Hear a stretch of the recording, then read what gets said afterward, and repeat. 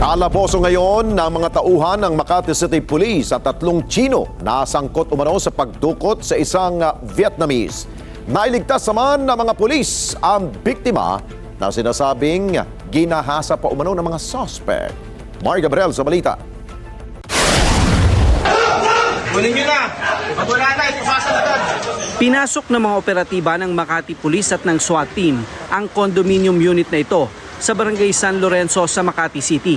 Matagumpay nilang nailigtas ang Vietnamese national na dinukot ng 3 Chinese noong Lunes sa isang kondo sa Barangay Bel Air. Nirape siya ng 3 Chinese nationals na ito.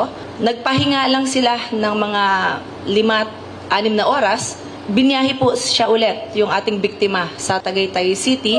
At dun ulit, may nakaabang na 2 Chinese nationals at ginahasa po ulit. So, bali 5 ang nanggahasa sa kanya. Tapos po, naiwan yung 2 sa Tagaytay.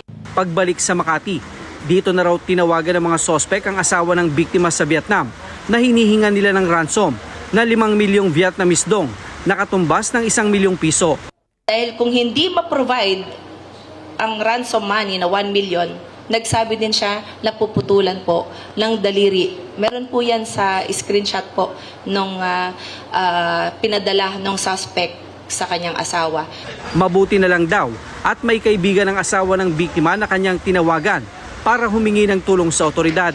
Agad na ikinasa ang operasyon kung saan naaresto ang 3 sospek, kabilang si alias Gao na dati na raw naaresto at may patong-patong na kaso ng kidnapping noon pang 2018. Inabutan din sa bahay ang isang Pinay na umano'y girlfriend ng isa sa mga sospek.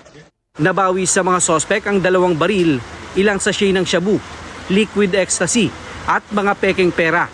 Na-recover din ang cellphone ng mga sospek na sinadya daw nilang basagin. They will be subjected to another investigation at aalamin natin, mabubuo natin sa isip natin na hindi lang sila ang miyembro ng isang sindikato na ito, kundi malaki pang mga tao ang involved or malaking personalities ang involved. Kung makikita natin sa mga ebidensya, may mga sinira silang cellphones. Makita natin agad yan na yung meron silang itinatago.